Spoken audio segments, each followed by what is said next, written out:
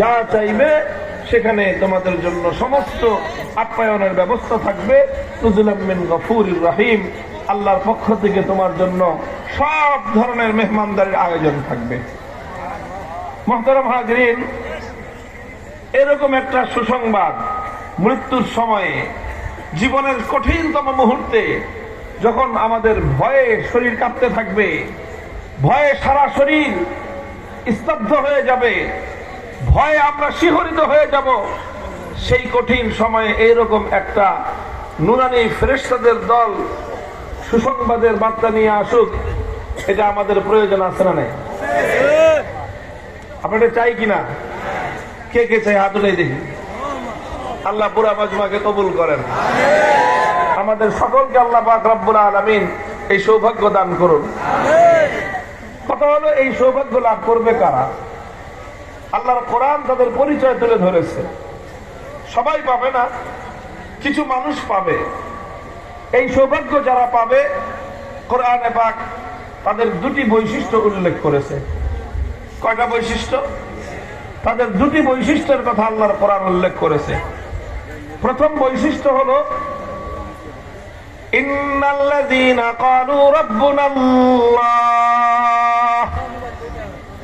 যারা বলবে আমাদের রব হলেন কে।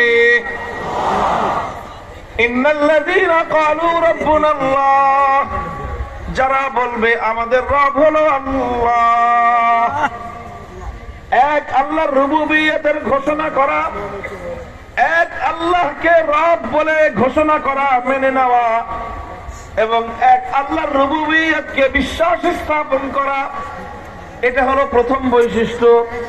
যারা তাদের জীবনে একমাত্র আল্লাহকে রব মানবে, এক আল্লাহকে রব বলে ঘোষণা করবে, আল্লাহ পাক রব্বুল আলামিন ওই শ্রেণীর মানুষের জন্য এই মহা সৌভাগ্যের ব্যবস্থা করবেন। এটা হলো প্রথম গুণ, যে রব মানতে হবে কাকে? এক আল্লাহকে। দুই নম্বর বৈশিষ্ট্য হলো সুম্মাস্তাকামু, শুধু আল্লাহর উপর ঈমান আনলেন, একত্ববাদকে বিশ্বাস করলেন, আল্লাহর রুবুবিয়তের ঘোষণা দিলেন। এই এক ঘোষণা দিয়েই শেষ নয়, বরং দ্বিতীয় বৈশিষ্ট্য হলো মৃত্যু পর্যন্ত এই ঘোষণার উপর অটল এবং অবিচল থাকতে হবে। কোরআনের শব্দ হলো ইস্তাকামু, অর্থাৎ ইস্তেকামতের সাথে থাকতে হবে। শব্দটা আমরা সকলেই যদি কোরআনে পাকের একটা পরিভাষা, আরবি একটা পরিভাষা মুখস্থ করি, খারাপ হবে না ভালো হবে? তাহলে বলেন আমার সাথে, ইস্তেকামত। ইস্তেকামতের সাথে থাকতে হবে। কিসের সাথে?